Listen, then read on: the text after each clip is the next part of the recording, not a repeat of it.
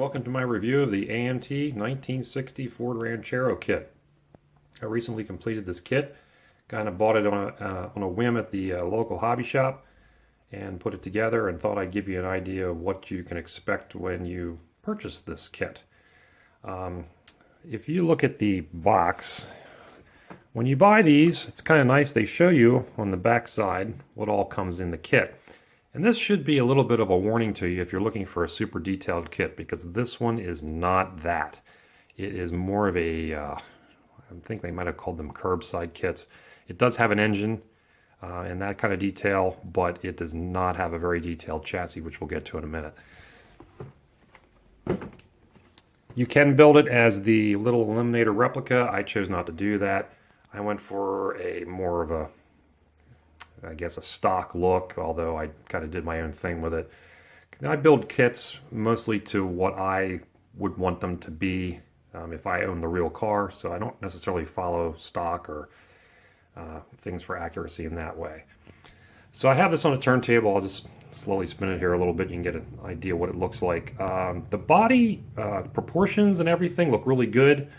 The side molding lines and everything are pretty crisp. There is some flash on the kit, on the parts. You're going to have to do some trimming. It is an old mold from the 1960s, and it has aged well. It's got some good detail with the lettering molded in and the side emblems. They're not in very heavy, so painting them or putting foil on them is going to be a little bit of a difficulty maybe for you. But I was pretty pleased with how the body looks overall. I'm not sure that the grille and headlights and all that look as good as we would hope. That is a one-piece casting. The grille and the bumper is together. The headlight lenses and the turn signal lenses are separate, but the fitment is a little off, as you can see. This one kind of protrudes a bit, and the way it attaches is kind of ridiculous too. It's got like two little tabs on the back that hold it on. So I'm not real wild about that. As not, the rear bumper goes on with two little tiny tabs on the underside too, which I'll try to show you later. The bed detail is pretty good. It's got some nice ribbing in there. It's all one piece. The body, tailgate, bed, and so forth is all one piece. The only separate piece to the outer body is the hood. The interior is a one-piece tub with the seat molded integral, which is kind of a downer. Makes detailing that very difficult. I don't know how much we can get in here. Let me move my light a little bit for you. So there is a separate dashboard. The instrument panel is integral as well.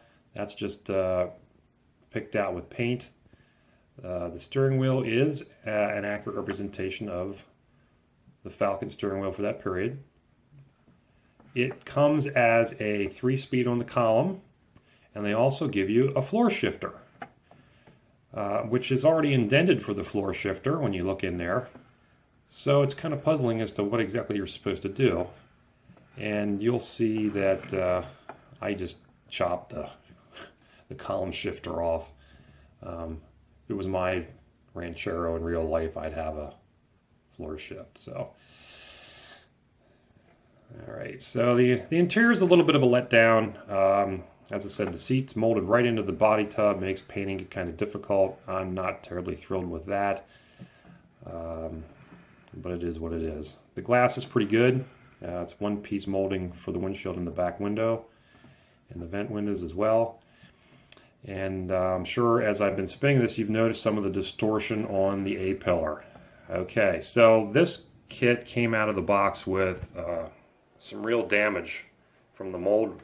When it was released from the mold, the A-pillar was really bad. I heated it up with a soldering iron and managed to push it back into somewhat of its original shape, but there was no actually correcting it fully. And also the door, you'll notice, has a bit of a hump right in this area here. That also was deformed when it was released from the mold. It was a little disappointing to see that. I did do some corrective action on it, but doing body work on real cars and model cars, neither one is my forte. So I just kind of corrected it as best I could.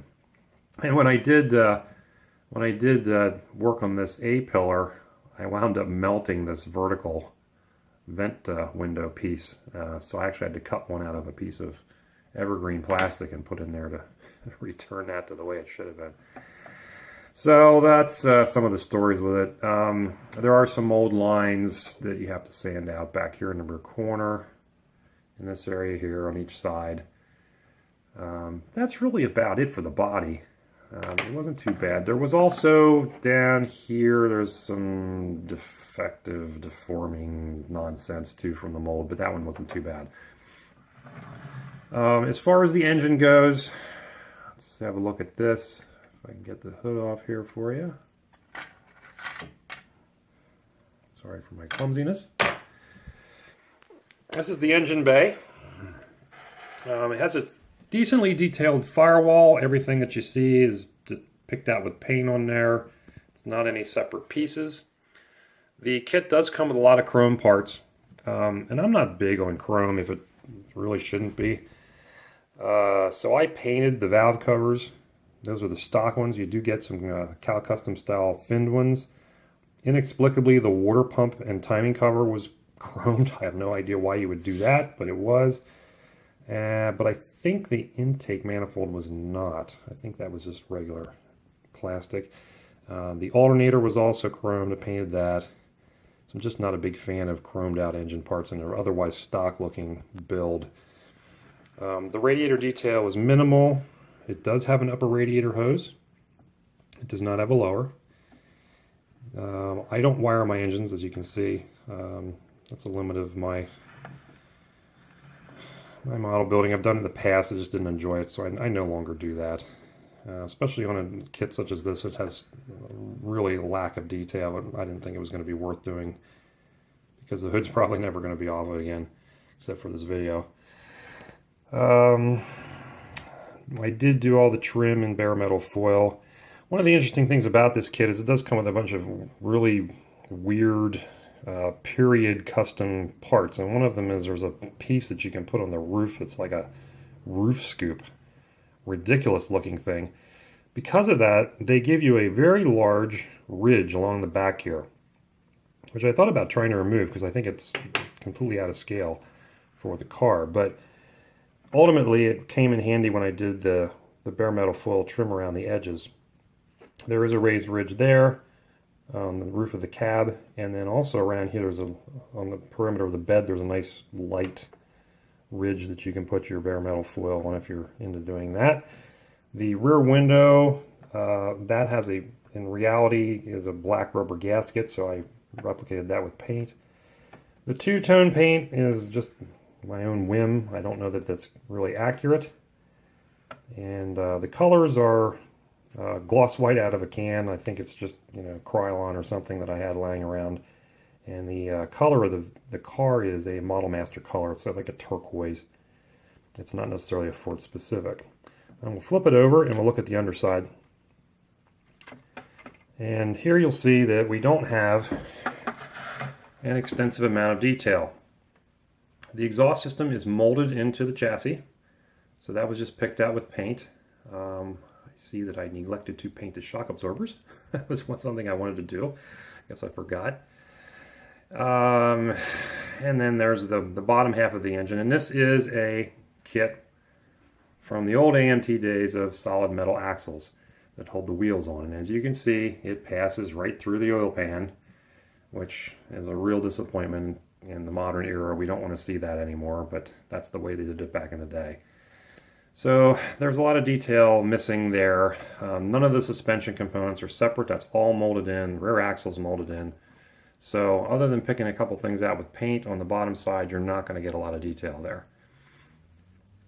The fit of the chassis to the body, which is one of my pet peeves a lot of times when I build these cars, is actually very good. It kind of snaps into place. I didn't actually have to glue it anywhere. It's all held together just on its own accord and looks pretty good. The tires are ridiculously skinny, although they would be period correct for stock size. I was going to try to put some different tires and wheels on it, but didn't really find anything in my spares box that worked. One of the things that I dislike greatly about these solid axle cars is the wheels and the way they fit. If I can show you that. These things will just slide back and forth, you know, and just awful. So as I said, it's a period piece. You know, the only way to fix that really is to add some spacers, maybe out of some plastic or tubing or something like that, and fill in these spaces here so that they won't slide. I'm not sure how else you would get that to stop from happening. The wheels, you chose the stock ones, and you can tell they're not exactly perfectly round in some spots. The white walls don't quite show 100% around the perimeter. I guess you could fix that if you really worked at it. The wheel covers are very nice. They have the Ford logo or Ford lettering cast into them.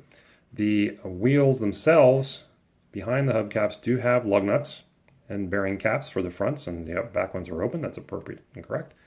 So if you wanted to do a car without hubcaps, you could do that and it would look good.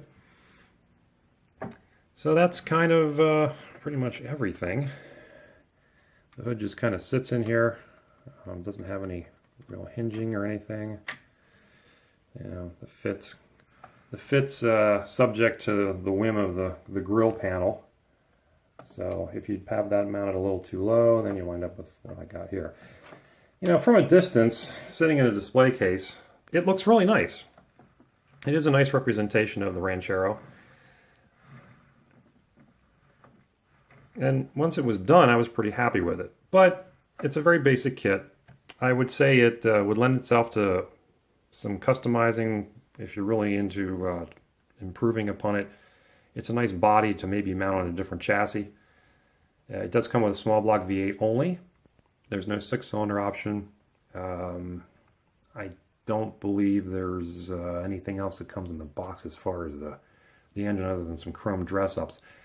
It does come with some extras, as it'll show you in the side of the box here. You get some gas cans that you can put in the trunk or in the bed, and a toolbox, car jack, and some other custom parts. It comes with fender skirts, which I don't like. Some really hideous tube antennas, and some mirrors that are not appropriate for factory.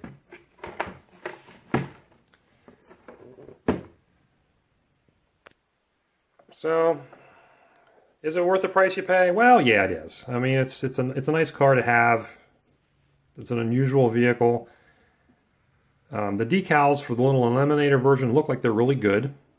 I didn't use any of them.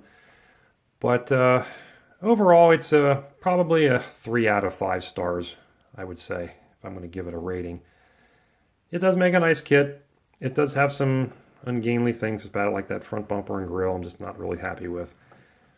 And the metal axles detract from it being a modern detail kit. But there you go. That's what you'll get once you take it out of the box, put it together. It can make a nice car. Add it to your collection if you like. Thanks for watching.